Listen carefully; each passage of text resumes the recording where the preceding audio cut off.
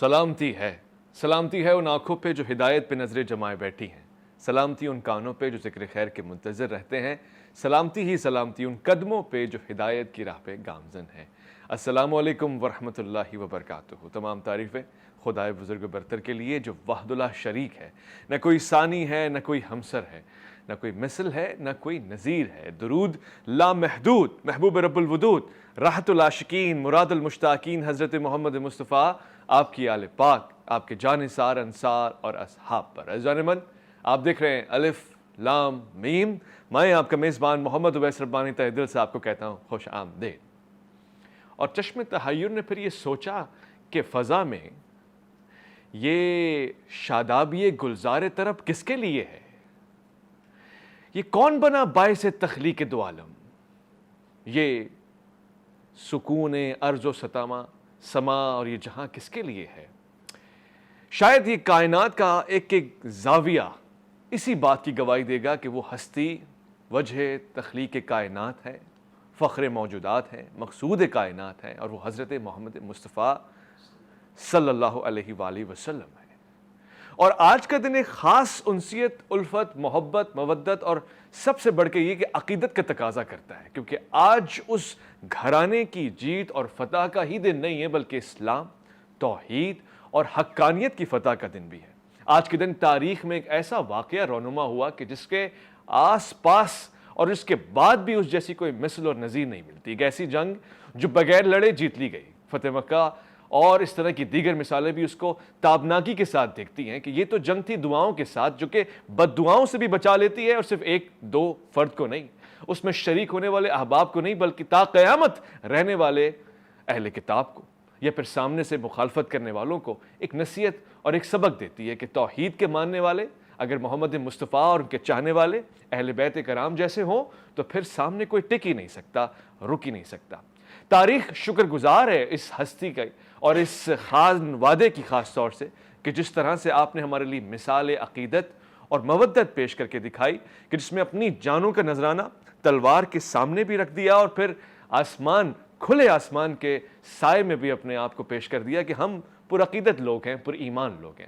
میں مباہلہ کے اس واقعے کی طرف اشارہ کر رہا ہوں کہ جس نے قرآن نے بڑی خوبی کے ساتھ اور ایک احسان نما انداز کے ساتھ بیان فرما دیا کہ اس میں کوئی حجت ہی نہیں ہے۔ بعد اس کے کہ جب آپ کے پاس حکم آ جائے اور یہ لوگ اس سے جھگڑا کرنا چاہیں، اس میں ضد بحث کرنا چاہیں، تو پھر ایک ہی حل ہے اس کا، ان کو بلاؤ، کہو آؤ بیٹھیں، ہم اپنے بچوں کو لے آتے ہیں، اپنی بچیوں کو لے آتے ہیں، تم اپنی عورتوں کو لے آؤ، ہم اپنی عورتوں کو لے آتے ہیں، اپنے نفوس کو لے آتے ہیں، تم اپنے نفوس کو لے آؤ۔ اور اسی طرح سے جب یہ دیکھا گیا کہ آمنا سامنا ہوتا، اس سے پہلے اہل شعور نے شعور کی مہک کو بھانپتے ہوئے یہ فیصلہ کیا کہ ابھی کسی کو بھی آنے کی ضرورت نہیں، کہ کچھ سامنے جو ہستیاں ہیں اگر یہ دعا کے لیے ہاتھ اٹھا دیں تو پھر کوئی بچنے والا نہیں ہے۔ ان کی دعاؤں میں بھی وہی کرامات اور معجزے ہیں اور ان کی بد دعاؤں کے اثرات بھی ویسے ہی رونما ہو سکتے ہیں۔ میں آج کے پروگرام میں خوش آمدید کہنا چاہتا ہوں، ایک ذرا سی خوشی نہیں بلکہ بہت ساری خوشی کو لے کر، اور اتفاق سے مجھے آج یہ حسرت تھی کہ ہمارے ایک اور مہمان آج اس پروگرام میں تشریف فرما ہوں گے، ان کی طبیعت گویا آج ناساز ہے، ہم ان کو مس کریں گے اور خیالی طور سے ان کو اپنے ساتھ رکھیں گے۔ ہم جن مہمان کو یہاں لیے بیٹھے بہت ہی خاص ہیں اور ان کی گفتگو سے میں علم کی حدت حاصل کروں گا، آپ تک نشر کرنے کی کوشش کروں گا۔ ہمارے پاس بہت ہی پیارے اور بہت ہی اچھے، بہت ہی شفیق مہربان اس سے قبل بھی پروگرام میں تشریف لے کر آئے، علامہ حیات عباس صاحب۔ السلام علیکم ورحمۃ اللہ، کیسے مزاج؟ خیریت سے؟ آپ خیریت سے؟ ٹھیک ہے۔ میں خوش آمدید کرنا چاہتا ہوں آج کے پروگرام کے دوسرے مہمان، بہت ہی پیارے، خوش عقیدہ، خوش اخلاق، خوش شکل، اور سب سے بڑھ کے یہ کہ ہمارے لیے ہر بار جرأت کے ساتھ، استقامت کے ساتھ اہل بیت کی مودت ہو، صحابہ کرام کی محبت ہو، دونوں کو اسی امتیاز کے ساتھ، اسی فخر کے ساتھ بیان کرنے والے مفتی نوید عباسی۔ السلام علیکم ورحمۃ اللہ۔ وعلیکم السلام ورحمۃ اللہ۔ میں سب سے پہلے مفتی صاحب آپ سے آغاز کرتا ہوں، جاننا چاہتا ہوں کہ اس واقعے کی تاریخ کیا ہے، کن وجوہات کے بنا پر یہ رونما ہوا، اس کو مباہلہ کیا کہتے ہیں، اور پھر آخرکار اس میں ہوا کیا؟ بسم اللہ الرحمن الرحیم۔ بہت شکریہ اویس بھائی آپ کا، آپ کے چینل کا۔ گزارش یہ ہے کہ آقا کریم صلی اللہ علیہ وآلہ وصحبہ وبارک وسلم کو رب العالمین نے تمام جہانوں کے لیے رسول بنا کر بھیجا ہے، اور آپ کا پیغام کائنات کی ہر قوم تک، ہر علاقے تک تھا۔ اس لیے نبی علیہ السلام نے اپنے اس منصب کے تقاضے کے مطابق جب یہ سلسلہ شروع کیا تو آپ بخوبی جانتے ہیں ابتداً چند لوگ مسلمان ہوئے، لیکن آہستہ آہستہ اسلام جزیرہ نما عرب سے باہر نکلنا شروع ہوا، تو عرب کے اندر بھی جو لوگ تھے اور جو باہر بھی تھے، نبی علیہ السلام نے ان کو خطوط لکھے۔ اسی طرح کا ایک خط نجران میں، یہ عرب کا خطہ ہے، اس میں نجران ایک ایسی جگہ ہے جہاں پر ان کا سب سے بڑا جو راہب، آپ اس کو پادری کہہ لیں، بشپ کہہ لیں، وہ وہاں پر مقیم تھا۔ تو نبی علیہ السلام نے اس کو بھی خط لکھا اور آقا کریم صلی اللہ علیہ وسلم نے اس کو دعوت توحید دی کہ آ جاؤ، اسلام کو قبول کر لو، امن میں آ جاؤ، یا دوسری صورت یہ ہے کہ جزیہ دے دو۔ اور انہیں بتایا گیا کہ سیدنا حضرت عیسیٰ علیہ السلام یہ اللہ کے بیٹے نہیں ہیں، چونکہ قرآن مجید فرقان حمید نے بڑی صراحت کے ساتھ ایک مقام پر یہود و نصارہ دونوں کی باتوں کا رد کرتے ہوئے کہا، وقالت الیہود عزیر ابن اللہ وقالت النصارى المسیح ابن اللہ۔ وہ یہ کہتے ہیں کہ جناب حضرت عزیر یہودی کہتے ہیں اللہ کے بیٹے ہیں، اور نصارہ یہ کہتے ہیں کہ حضرت عیسیٰ علیہ السلام اللہ کے بیٹے ہیں، حالانکہ اللہ کا کوئی بیٹا نہیں، قل هو اللہ احد اللہ الصمد۔ تو معاملہ بنیادی طور پر یہ تھا۔ تو نجران کے عیسائی مدینہ منورہ آئے، حاضر ہوئے۔ یہاں قابل غور اور قابل توجہ بات یہ ہے اویس بھائی، میں آج ناظرین کی خدمت میں یہ بات رکھنا چاہتا ہوں کہ نبی علیہ السلام نے ان کا جو علقمہ تھا، یا وہ دوسرے حضرات ساتھ میں تھے جس کا ایک لقب سید بھی آیا ہے، تو اس کے ساتھ 40 بعض روایات میں اور بعد میں 60 کے قریب لوگ تھے۔ اگر آپ 40-30 بھی کر لیں کوئی بات نہیں، سب کو نبی علیہ السلام نے، وہ عیسائی تھے، مسجد نبوی میں ٹھہرایا اور کہا ہمارے شب و روز کو دیکھو۔ اور یہ کہا نہیں، مطلب یہ ٹھہرانے کا مطلب یہ تھا اسی لیے، اور آقا کریم صلی اللہ علیہ وآلہ وصحبہ وبارک وسلم نے، حالانکہ کچھ صحابہ کرام علیہم الرضوان نے کہا کہ مسجد میں ٹھہرے ہوئے ہیں تو کوئی بات نہیں، لیکن یہ اپنی عبادت بھی یہاں کر رہے ہیں۔ نبی علیہ السلام نے کہا ان کو ان کے طریقے کے مطابق ہماری مسجد میں عبادت کرنے دو۔ پھر وہ وقت بھی آیا کہ جب یہ نبی رحمت صلی اللہ علیہ وآلہ وسلم نے، جو قرآن مجید فرقان حمید نے آپ نے ترجمہ کیا، فمن حاجک فیہ من بعد ما جاءک من العلم فقل تعالوا ندعو ابناءنا وابناءکم ونساءنا ونساءکم وانفسنا وانفسکم، جب یہ مرحلہ آیا تو نبی علیہ السلام نے کہا لے کے آ جاؤ۔ اب یہ حکم خداوندی ہے کہ تم اپنے بچوں کو لے کے آؤ، میں مصطفیٰ صلی اللہ علیہ وسلم بھی اپنے بچوں کو لے کے آؤں گا، تم اپنی عورتوں کو لاؤ، میں بھی اپنی عورتوں کو لے کے آؤں گا، تم اپنے نفس لے کر آؤ، میں بھی اپنا نفس لے کے آؤں گا۔ یہ ساری باتیں جمع کی ہیں، لیکن آپ دیکھیے کہ آپ کو یہ حقیقت اظہر من الشمس ہے، اس سے کائنات کا کوئی بھی ذی شعور مسلمان انکار نہیں کر سکتا، یہاں تک کہ کوئی انصاف پسند عیسائی بھی اس کا انکار نہیں کر سکتا۔ آقا کریم صلی اللہ علیہ وآلہ وسلم نے جب یہ مرحلہ آیا نا، تو آپ نے جو بچوں کی بات کی تھی، تو اپنے بچوں میں نبی علیہ السلام نے صرف حسن و حسین کو رکھا، ابنانا کی تفسیر میں جی۔ اور پھر جب نبی رحمت صلی اللہ علیہ وآلہ وسلم نے عورتوں کی بات کی، جو کہ قرآن نے بات کی کہ آپ ابھی ان سے کہیے، تو ان عورتوں کی جگہ پر صرف نبی علیہ السلام نے تنہا حضرت سیدہ طیبہ طاہرہ عابدہ زاہدہ زکیہ مزکیہ مومنہ مہیمنہ جناب حضرت سیدہ زہرا پاک سلام اللہ علیہ کثیرن کثیرہ ان کو رکھا، اور نفس کی جگہ پر نبی علیہ السلام نے حضرت مولا مشکل کشا علی مرتضی کرم اللہ وجہ الکریم کو رکھا۔ اور جب یہ آگے بڑھے اس میدان مباہلہ میں، ادھر سے یہ عیسائی آئے، انہوں نے جب ان روشن تابناک چہروں کو دیکھا تو دیکھ کر وہ ایک دوسرے سے کہنے لگا کہ ان کے مقابلے میں اگر انہوں نے ہمارے حق میں دعائے بد کر دی تو صبح قیامت تک ہمارا نام و نشان مٹ جائے گا، ہماری اولادیں مٹ جائے گی، ہم ان سے مقابلہ نہیں کرتے۔ اور انہوں نے کہا کہ ہم مقابلہ نہیں کر رہے، مقابلے کی ضرورت ہی نہیں پڑی، اس لیے کہ جو نبی علیہ السلام ارشاد فرما رہے تھے وہی درست تھا، وہی کبھی نجاشی نے مانا تھا، آج وہی انہوں نے مانا۔ اور بعض روایات بعد میں ہیں کہ انہوں نے جزیہ دینا جو ہے وہ قبول کیا، اور روایات یہ بھی بتاتی ہیں ان میں سے اکثریت مسلمان ہو گئے تھے، اور بعد ازاں بہت سے مسلمان ہوئے، اور نبی رحمت صلی اللہ علیہ وسلم نے ان کو خط لکھا، اور اس خط میں جو کچھ لکھا وہ بھی ایک تاریخی حقیقت ہے، انشاءاللہ موقع ملا تو اس کو بھی ہم عرض کریں انشاءاللہ۔ بہت خوبصورت، ندعو ابنانا و ابناکم ونسانا ونساکم وانفسنا وانفسکم ثم نبتہل فنجعل لعنت اللہ علی الکاذبین۔ یہ جو لعنت ہے اس کے معنی مفہوم کیا ہیں، اور کیا اس کا نتیجہ کوئی نکلنے والا تھا، کوئی عذاب الہی تھا، मुबाहिले में होता क्या है? औज़ुबिल्लाहि मिनश शैतानिर रजीम, बिस्मिल्लाहिर रहमानिर रहीम। सबसे पहले आपका और आपके चैनल का शुक्रिया कि एक मरतबा फिर आपने हमें बुलाया और बोलने का मौका दिया। मुफ्ती साहब खुदा आलम इनको जज़ाए खैर दे, इन्होंने हक़ानियत के साथ उस वाक़े मुबाहला को बयान किया। मुत्तफ़िक़ुन अलैहि ये वाक़या शिया सुन्नी तमाम किताबों में यही वाक़या ज़िक्र हुआ। अल्लामा फ़खरुद्दीन राज़ी ने लिखा, ज़मख़शरी ने लिखा, सही मुस्लिम में, मस्नद अहमद इब्न हम्बल, सब में इस वाक़े को लिखा गया। लेकिन ये मेरा दर्द दिल है, किसी पे कोई तनकीद नहीं, निहायती मोहब्बत का पैगाम। जैसे आपने भी शुरू में बयान किया कि ये वो कामयाबी है जिसमें तलवार नहीं निकालनी पड़ी। ये उन लोगों के रुखसार पर तमाचा है जो कहते हैं कि इस्लाम तलवार से फैला है। ये इस्लाम रसूल खुदा सल्लल्लाहु अलैहि वसल्लम की अज़मत, मोहब्बत और इज़्ज़त के साथ और उनके अहल बैत की सदाकत के साथ फैला है। होना तो ये चाहिए था। आज मुबाहला का दिन था, जैसे ग़ज़वा बदर की फ़तह पर, फ़तह मक्का के मौके पर हर मस्जिद में, हर मदरसे में ये ऐलान किया जाता है कि आज ये दिन है, उस दिन को मनाया जाता है, उस दिन की तफसीलात को बयान किया जाता है। हक़ तो ये बनता था कि आज पूरी दुनिया में, खुसूसन पाकिस्तान में और बिलख़स कराची में ये मसाजिद और जगह से ऐलान होना चाहिए था, इसके मुतालिक प्रोग्राम होने चाहिए थे, क्योंकि इसका ताल्लुक इस्लाम की हक़ानियत के साथ है, इसका ताल्लुक इस्लाम की सदाकत के साथ है।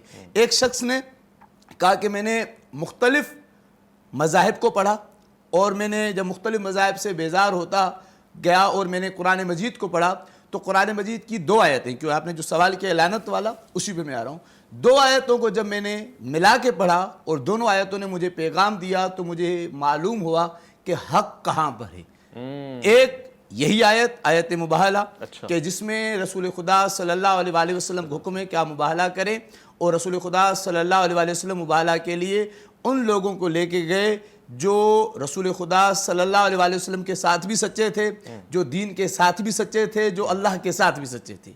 और जब उनको आता हुआ देखा तो ईसाइयों का जो सबसे बड़ा आलिम था, जिसे आप राहब कहें, पादरी कहें, कुछ भी कहें, उसने कहा ये वो चेहरे हैं, अगर इन्होंने हमारे लिए बद्दुआ कर दी तो पूरी नस्ल, पूरा मजहब ख़त्म हो जाएगा, और उन्होंने जजिया देना कबूल किया। दूसरी सूरह मुबारक है तौबा की आयत, कूनू मअस सादिकीन, यानी ये वो सच्चे थे जो झूठों पर लानत करने के लिए निकले थे। अच्छा, ये इसी तरफ इशारा है, इसी चीज की तरफ। और लानत, जी मुबाहला की लानत की तरफ। लानत का मतलब क्या है? लानत का मतलब है बेजारी, यानी खुदा की रहमत के उठ जाने को लानत कहते हैं। अच्छा। यानी रसूल खुदा सल्लल्लाहु अलैहि वसल्लम और अहल बैत अलैहिस्सलाम जो मुबाहला में गए थे, जैसा कि मुफ्ती साहब ने आयत पढ़ी, आपने भी उसका तर्जुमा पढ़ा, जितने भी लफ्ज इस आयत में आए सब के सब जमा कैसे गए। यही तो मेरा सवाल भी है। सबसे पहले अलम साहब, यही मेरा सवाल भी, मैं पूछूंगा भी इस पे, एक मुख्तसर से वफ़ा ले रहा हूँ कि जब निसाना कहा गया तो उसमें बहुत सारी खवातीन की गुंजाइश थी, और रसूल खुदा सल्लल्लाहु अलैहि वसल्लम के घर में बहुत सारी खवातीन थी। ठीक है, इस वाक़े मुबाहला की रिवायत करने वाली हजरत उम्मुल मोमिनीन हजरत आयशा भी हैं, और इस तरीके से और खवातीन भी वहाँ पे मौजूद थी, असहाब की अज़वाज भी थी, और जिनकी बड़ी खिदमात भी थी।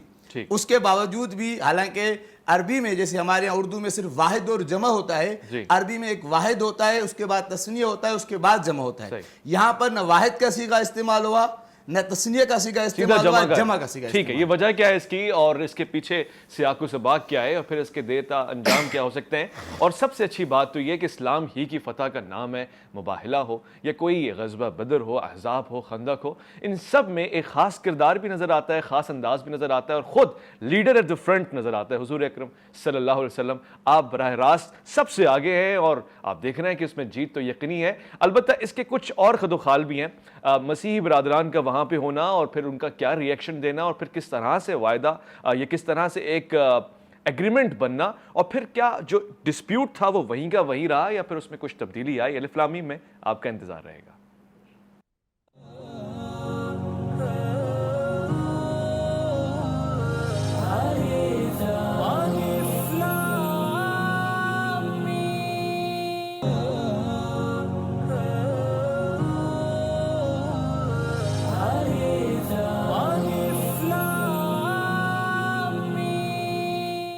आमदेद। अलिफ लाम मीम में गुफ्तगू हो रही है मुबाहला के पस मंज़र को देखते हुए, मुबाहला के दिन को समझते हुए, इसमें शरीक अफराद कौन थे ये बात हो गई, किस एजाज़ के मालिक थे ये बात हो रही है, और सामने वाले کس ڈسپیوٹ کو لے کر آئے تھے, آخر بات کیا تھی؟ اور اس آیت کو میں ٹھہر کے پوچھنا چاہتا ہوں مفتی نوید عباسی صاحب سے.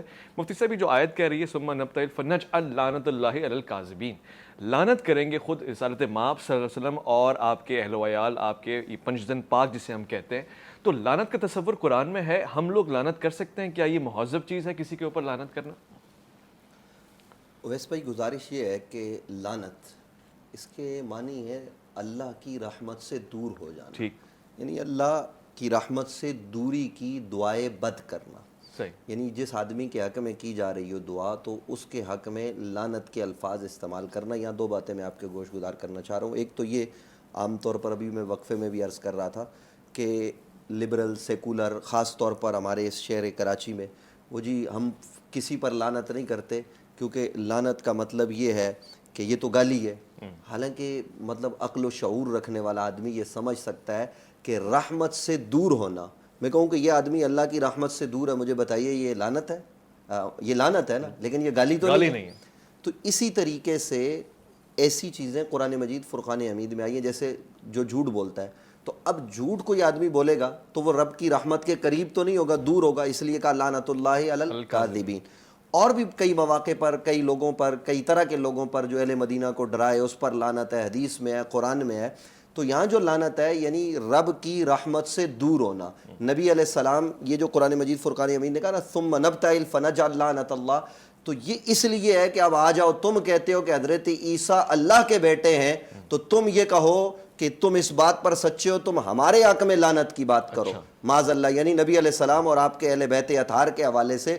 اور میں جو کہہ رہا ہوں کہ وہ اللہ کے بیٹے نہیں, وہ اللہ کے برگزیدہ بندے اور رسول ہیں. اور قرآن مجید فرقان حمید نے یہ بات بڑی وضاحت و صراحت کے ساتھ بتا دی کہ حضرت عیسیٰ علیہ السلام ابن اللہ نہیں ہے. تو میں اس بات پر قائم و دائم ہوں. اب تم اگر رب کے پر جھوٹ بول رہے ہو, بہتان باندھ رہے ہو, تو تم رب کی رحمت سے دور ہو. اس لیے یہ لعنت کی بات ہوئی. اور آقا کریم صلی اللہ علیہ وآلہ وبارک وسلم نے لعنت کی نہیں, لعنت کرنے کا تو موقع ہی نہیں آیا, دعا کرنے کا تو موقع بھی, ہاتھ اٹھے ہی نہیں تھے. ہاتھ اٹھنے سے پہلے انہوں نے اپنے آپ کو گرا دیا اور شکست کو تسلیم کر لیا اور کہا یہ چہرے جھوٹوں کے نہیں ہو سکتے. تو اس لیے یہ جو تصور ہمارے ہاں پایا جاتا ہے نا قرآن کے حوالے سے, تو یہ مطلب صحیح تصور نہیں ہے کہ قرآن میں کوئی گالی ہے, معاذ اللہ ایسا نہیں ہے. اور یہاں سیدنا حضرت محمد مصطفیٰ صلی اللہ علیہ وآلہ وصحبہ وبارک وسلم, جہاں ہم بدر کی بات کرتے ہیں تو بدر میں تلوار جو ہے وہ نبی علیہ السلام نے اٹھائی, احد میں اٹھائی, خود نبی علیہ السلام کے دندان مبارک زخمی ہوئے, آپ کا چہرہ عطر خون آلود ہوا, سب کچھ ہوا. جہاں اسلام کے لیے تلوار کی ضرورت پڑی وہاں نبی علیہ السلام نے تلوار کو اختیار کیا. جہاں فتح مکہ کے موقع پر تلوار کی ضرورت نہیں تھی, بڑے بڑے اسلام کے دشمنوں کو نبی علیہ السلام نے معاف کیا, پھر انہوں نے اسلام قبول کیا, وہ ایک الگ بحث. تو میں صرف یہ عرض کر رہا ہوں, میں صرف اتنی بات عرض کر رہا ہوں کہ علامہ صاحب نے بات کی کہ جناب مساجد میں یہ نہیں ہوتا, آپ تشریف لائیے, ہم آپ کو بتائیں گے, شاید ہم آپ سے زیادہ کرتے ہیں. فَقُلْ تَعَالَوْا نَدْعُوا أَبْنَاءَنَا وَأَبْنَاءَكُمْ. اس شہر میں, اس ملک میں میں بڑے دعوے سے کہتا ہوں, ہم سے بڑھ کر کون اہل بیت کا ذکر کرتا ہے؟ لوگ ہمیں ذکر اہل بیت کی وجہ سے رافضی قرار دیتے ہیں, وہ کہتے رہیں, وہ ہمیں جو مرضی بنائیں. اہل بیت کا ذکر نہ کسی شیعہ کی میراث ہے, نہ کسی سنی کی میراث ہے, نہ کسی انسان کی میراث ہے. اہل بیت کا تذکرہ جن و انس ملائکہ یہ سب کے لیے اور سب کو کرنا چاہیے. اور یہ تو اسلام کی حقانیت کی بات ہے کہ جب نبی علیہ السلام نکلے تو لوگوں کو آج بھی یہ بات ہم باور کرا رہے ہیں کہ دیکھو اس وقت جب وہ نکلے تو ان کے نکلتے کے واقعے کو بیان کیا ام المومنین سیدہ طیبہ حضرت عائشہ صدیقہ رضی اللہ تعالی عنہا, حضرت سیدنا ابو بکر صدیق کی شہزادی نے, اور بیان کر کے بتایا کہ دیکھو ان کی وجہ سے اے قیامت تک آنے والے مسلمانوں اللہ نے اسلام کو فتح عطا کی, اور ایسی روشن فتح کہ جس کی خوشی ہر موقع پر ہمیں منانی چاہیے. خوشی کا دن ہے, اور خوشی کا دن ہے. تو میں سوال پوچھنا چاہتا ہوں علامہ صاحب, آپ ہر بات پہ عید منا لیتے ہیں, ابھی آپ نے گزشتہ عید غدیر کا نام دیا, آپ اس کو بھی عید مباہلہ کیوں کہتے ہیں؟ دیکھیں, عید اگر اس کو خوشی کی معنی میں کہا جائے تو کوئی حرج نہیں ہے، کیونکہ خوشی کا دن ہے. جیسے عید غدیر کے لیے ہم نے کہا خوشی کا دن ہے، لیکن جیسے جو باقی جو عید نماز وغیرہ ہے وہ عید الفطر اور عید الاضحیٰ کی وہ اپنی جگہ پر، لیکن خوشی کے عنوان سے اس کو عید کہا جا سکتا ہے. مفتی صاحب نے بہترین بیان دیا، میں ان کی پہلے بھی تعریف کر چکا، ابھی بھی تعریف کر رہا ہوں، لیکن جس طریقے سے حق ہے اس دن کو منانے کا، میں صرف ان کو نہیں کہہ رہا، میں پوری قوم سے کہہ رہا ہوں، میں اپنی قوم سے بھی کہہ رہا ہوں، اس طریقے سے اگر منایا جائے تو زیادہ بہتر ہے. کیا چاہتے ہیں آپ؟ کیا میں چاہتا ہوں کہ جس طریقے سے یوم بدر ہر بچے کو پتا ہوتا ہے کہ آج یوم بدر ہے، آج یوم سے یہ بھی نہیں پتا ہوتا. ٹھیک ہے، تو لیکن آپ مجھے بتائیں کہ جیسے مفتی صاحب اپنے مدرسے میں انہوں نے یقیناً بیان کیا ہوگا مبالغہ پہ، خدا ان کو جزائے خیر دے، ان کے طالب علموں کو جزائے خیر دے، لیکن آفیشیل طور پر میں نے کسی بھی مدرسے کی کسی بھی سوشل پیج پر کسی بھی میں نے نہیں دیکھا. صحیح. یہ بتائیں وہ جو میں جو میں بات کر رہا تھا میں اسی بات کو پورا کروں گا. آپ نے وقفہ لے لیا تھا، مجھے بات کو پورا کرنے دیں ورنہ پھر دوسرا وقفے کا ٹائم ہو جائے گا. سوال میرے پاس بہت سارے. بالکل آپ کے ساتھ جب میں بات کر رہا تھا مجھے وہ بات پوری کرنے دیں کہ سیگے جتنے بھی استعمال ہوئے وہ جمع کے سیگے استعمال ہوئے. صحیح ہے. نہ واحد کے سیگے استعمال ہوئے، نہ تسنیہ کے سیگے استعمال ہوئے، سیگے جمع کے استعمال ہوئے. جمع کی دلالت 3 یا اس سے زیادہ پہ ہوتی ہے، لیکن جب ہم دیکھتے ہیں یہاں پر خواتون میں ہمیں 1 نظر آتی ہیں، صحیح ہے. ابناء میں ہمیں 2 نظر آتے ہیں. صحیح ہے. ٹھیک ہے، اس طریقے سے نفوس میں ایک امیر المومنین کی ذات نظر آتی ہے. اچھا. تمام شیعہ سنی اس بات پہ متفق ہیں کہ ان کو ہی رسول خدا صلی اللہ علیہ وآلہ وسلم مباہلہ کے لیے، اسلام کی حقانیت کے لیے لے کے چلے. یہی رسول خدا صلی اللہ علیہ وآلہ وسلم کے حقیقی معنی میں اہل بیت ہیں، یہی ان کے گھر والے. باقی ہر شخص کی عزت عظمت اپنی جگہ پر. میں نے خود بیان کیا، مفتی صاحب سے پہلے میں نے بیان کیا، اس واقع مباہلہ کی روایت کو نقل کرنے والی ام المومنین عائشہ ہیں رضی اللہ تعالی عنہا. انہوں نے اس واقعے کو ذکر کیا ہے، اس روایت کو بیان کیا ہے. ان کا مقام ام المومنین ہے، ان کو اللہ تعالیٰ نے قرآن میں ام المومنین کہا. کیا محبت ہے نا اصحاب کی اہل بیت کے ساتھ، کوئی شک نہیں. لیکن میدان مباہلہ میں رسول خدا جن کو اپنا گھر والا لے کے چلیں، آیت تطہیر، آیت مباہلہ جن کے لیے آئی. میں سوال پوچھنا چاہتا ہوں، آپ کہہ رہے ہیں انفسنا سے مراد حضرت علی. مفتی صاحب کیا یہ صحیح بات ہے؟ انفسنا سے مراد رسول کی ذات نہیں ہے، حضرت علی کی ذات. نفس رسول لے کے نفس رسول یعنی انفسنا و انفسکم، تم اپنے نفس لے کر آؤ، میں اپنے نفس لے کے آؤں گا. تو یہ حضرت مولا علی کے حوالے سے اس پر مفسرین نے بڑی صراحت و وضاحت کے ساتھ کلام کیا کہ نفس کی جگہ پر نبی علیہ السلام حضرت علی کو نفس رسول ہے. اور پھر کئی مواقع پر حضرت علی کرم اللہ وجہ الکریم کو نبی علیہ السلام نے اپنے ساتھ کئی معاملات میں شریک کیا. یعنی نبی علیہ السلام نے یہ فرمایا کہ میں اور علی ایک ہی شاخ سے ہیں. نبی رحمت صلی اللہ علیہ وآلہ وسلم کا یہ فرمان کہ میں اور علی نور واحد سے ہیں، یہ تمام تر حدیث اور یہ خصائص ہیں مولا علی کے. اور یاد رکھیے کہ خاصے کی تعریف وہ ہوتی ہے کہ جو اس میں پایا جائے اس کے غیر میں نہ پایا جائے. اسی طریقے سے ابھی یوم سیدنا حضرت عثمان ذی النورین رضی اللہ تعالیٰ عنہ وہ گزرا ہے، تو نبی رحمت صلی اللہ علیہ وسلم کی 2 شہزادیاں یکے بعد دیگرے ان کے نکاح میں آئی. اس دھرتی پر کائنات میں یہ فضیلت صرف حضرت عثمان کی ہے، کسی اور کی نہیں ہے. اسی طریقے سے حضرت عثمان کے ہاتھ کو اپنا ہاتھ قرار دینا، یہ فضیلت حضرت عثمان ذی النورین رضی اللہ تعالیٰ عنہ کی ہے. یہاں ایک بات میں عرض کر رہا ہوں محبت کی، ہوتا یہ ہے کہ ابھی عید کا لفظ آیا، مباہلہ خوشی کا دن ہے، یا عید غدیر کا لفظ استعمال ہوتا ہے. ہم کہہ سکتے ہیں عید مباہلہ؟ میں عرض یہ کر رہا ہوں، دیکھیے کہنے میں تو حرج نہیں ہے، کہنے میں تو آپ کسی بھی وقت، لیکن اس سے کیا ہوگا؟ اب میں آپ کو بتا رہا ہوں کہ ہمارے ملک میں جب ناسبیت پروان چڑھ رہی ہے، خارجیت پروان چڑھ رہی ہے، ہم کسی کو نومینیٹ نہیں کرتے. ٹھیک ہے.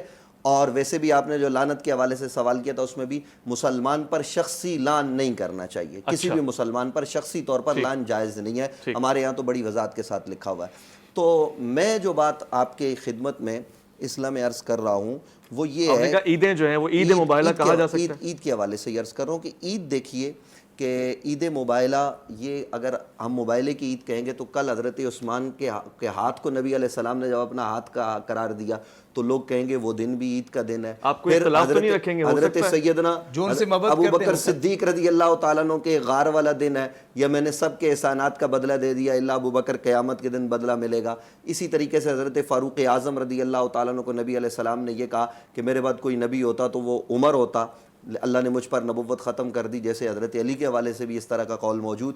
تو یہ تمام باتیں ہم کہتے ہیں دیکھیں ہر دن عید کا دن ہو جائے گا. آپ یہ نہیں، میں کہہ رہا ہوں کہ آپ یہ منا رہے ہیں، مجھے اس پہ کوئی حرج نہیں ہے، لیکن اگر آپ کسی کو یہ کہیں گے نا کہ آپ یہ کرو تو پھر اس سے کیا ہوگا، مجھے آپ کو پتہ ہے میں کیا چاہتا ہوں، لیکن اس سے یہ ہوگا کہ ملک میں ایک افراتفری کی سی کیفیت ہو جائے گی. ہم وہ لوگ ہیں، ہم کہتے ہیں بھائی یوم سیدنا حضرت فاروق اعظم رضی اللہ تعالیٰ عنہ. اگر ان لوگوں کو اعتراض ہے، اہل تشیع کو اعتراض ہوتا ہے کہ بھئی یکم محرم سے ہمارے پروگرام شروع ہو جاتے ہیں، تو ہم یہ کہیں گے کہ آپ جو ہے نا وہ ذی الحجہ کی آخری تاریخ کو منا لیں. مطلب ایک تعین کر لیا جائے. اس سے جو ہے نا وہ آپس میں جھگڑے کا ماحول نہیں بننا چاہیے. حسین بھی ہمارے ہیں، عمر بھی ہمارے ہیں، ہم حسنین کی عظمت پر اپنا تن من دھن سب کچھ لٹانے کو تیار ہیں. اور آپ کو پتہ ہے میرے ساتھ غالباً آپ ہی کے پروگرام میں ایک مکتبہ اہل تشیع کے بڑے اسکالر بیٹھے ہوئے تھے، تو میں نے ان سے جب کہا کہ آپ کہیں یزید کو کافر تو وہ خاموش رہے. میں نے کہا مجھ سے فتویٰ لو، ہم آپ کو نہیں. ایک دفعہ کوئی اہل تشیع، اچھا ٹھیک ہے، مجھے لگتا ہے یا آپ کے پروگرام میں یا ہمارے، میں آپ کی اجازت سے ایک مختصر ہم تو یزید کو بدترین کافر کہتے ہیں. خواتین و حضرات جانباً لوٹ کر آئیں گے اور پھر اس مباحلے کے پس منظر میں کیا ہوا تھا ہم نے ڈسکس کر لیے، بعد میں کیا ہوا، کیا مسیحی برادران اسلام لے آئے یا پھر ان کو مہلت مل گئی، اس پہ بات کریں گے. مختصر سا وقت ہے، الف لام میم میں آپ کا انتظار آئے گا، لوٹ کر آئیے گا.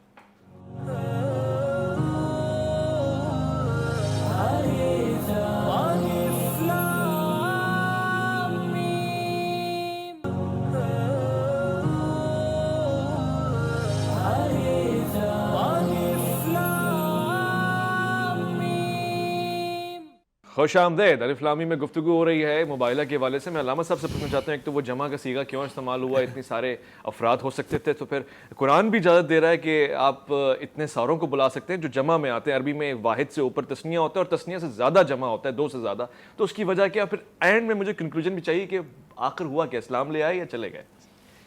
بسم اللہ الرحمن الرحیم. میں بات جہاں پہ ختم کی تھی کہ مفتی صاحب نے بہت اچھا بیان دیا. سب سے پہلی بات یہ کہ ہم کسی کو بھی نہیں کہہ رہے کہ آپ عید منائیں.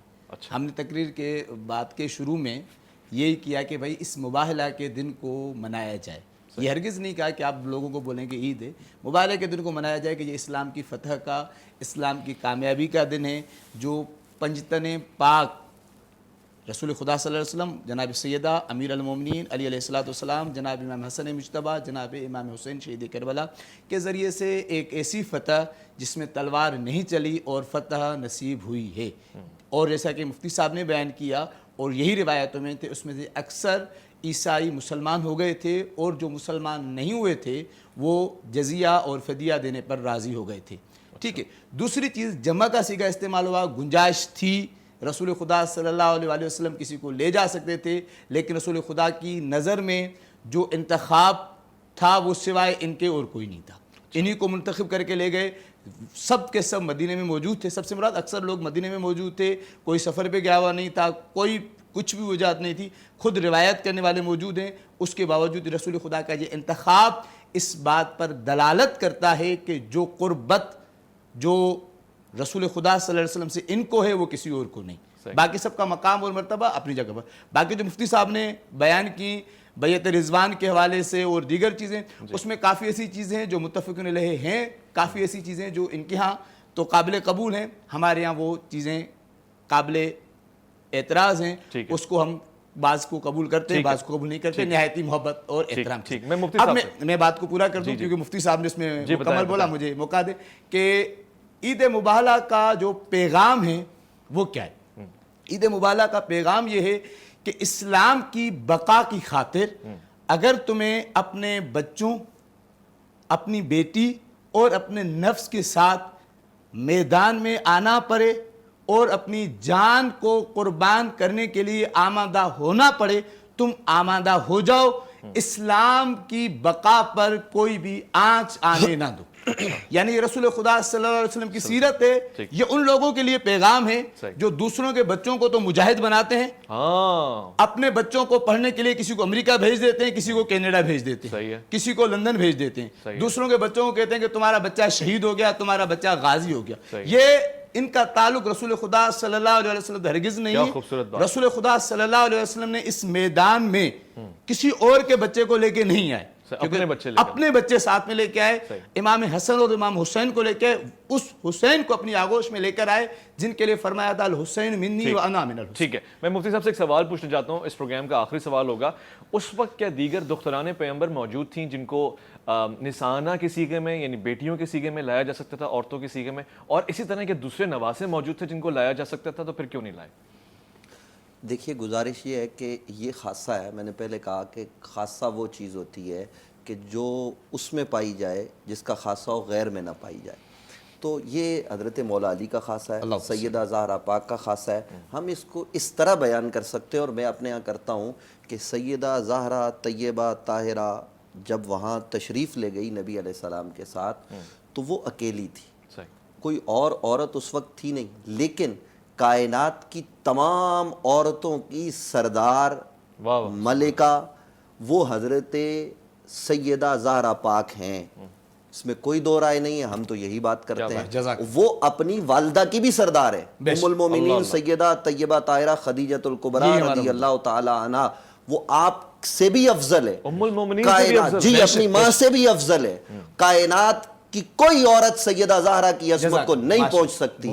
تو اب جب وہ سب سے افضل ہیں تو میں یہ سمجھتا ہوں کہ وہ سب نیک عورتوں کی نمائندگی کر رہی تھی.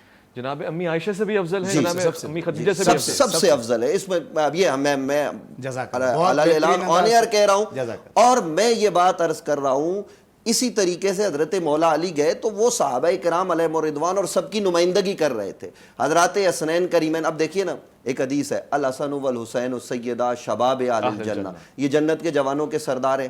تو کچھ لوگ یہ کہتے ہیں نہیں یار یہ تو جوانوں کے سردار ہیں. بھئی سرداری کئی معنوں میں ہوتی ہے, آپ ان کی سرداری کو جنت میں قبول کیوں نہیں کرتے؟ آپ کو قبول کرنا چاہیے. آپ کہتے ہیں جنت میں بزرگوں کے سردار وہ ہوں گے اور فلاں کے سردار وہ ہوں گے. بھائی ہم یہ کہتے ہیں کہ نبی علیہ السلام نے کہا نا الحسن والحسین سیدہ شباب اہل الجنہ, یہ جنتی جوانوں کے سردار ہیں. تو جس طرح نوجوان بالکل ینگ نوجوان جناب حضرت اسامہ بن زید کو نبی نے لشکر کا سردار بنایا ایک خاص موقع پر, تو بزرگ ترین صحابہ کو اس لشکر میں شامل رکھا, تو سب نے اسامہ بن زید کو اپنا امام اور اپنا سربراہ تسلیم کیا. اور میں صرف یہ بات اویس بھائی عرض کر دوں اس موقع پر ایک سیکنڈ چند سیکنڈ میں, کہ سیدنا حضرت عمر اور حضرت ابوبکر مدینے میں رکے وصال رسول خدا صلی اللہ علیہ وآلہ وسلم کے بعد, تو اجازت لے کر رکے. تو جب یہاں ایک خاص موقع پہ آپ سردار تسلیم کر رہے تو جنت میں ان کو بھی سردار تسلیم کر لینا چاہیے. اور باقی رہی بات یہ کہ یہ سب نوجوانوں کی نمائندگی کر رہے تھے, یہ امت کے نمائندے تھے, اور رسول خدا ساری کائنات کے سردار وہ موجود تھے, اور اسلام کو اللہ تعالیٰ نے فتح عطا کی, اور یہ عیسائیوں نے اپنی کتابوں میں لکھا. ٹھیک ہے, بہت بہت شکریہ مفتی نوید عباسی صاحب, بہت بہت شکریہ علامہ حیات عباس صاحب, بہت بہت شکریہ عزیزان من آپ کی سماعتوں کا, آپ کی نظروں کا, اور پھر آپ کے تصورات کا جو عقیدت سے پر ہیں. میں اپنا ایک پیغام آپ کے سامنے رکھنا چاہتا ہوں مختصراً تر, یہ سارے محبت اور مودت کے مواقع ہیں, ان کو ضائع نہ ہونے دیجیے گا. اس میں الفت بڑھائیے گا, اتحاد بڑھائیے گا, اتفاق بڑھائیے گا, اور قرآن سے احادیث سے محبت کو بڑھائیے گا. اپنا بہت خیال رکھیے گا, اپنے سے بڑھ کے خیال رکھیے گا ملک پاکستان کا, اللہ کے فرمان کا. اللہ کی امان میں.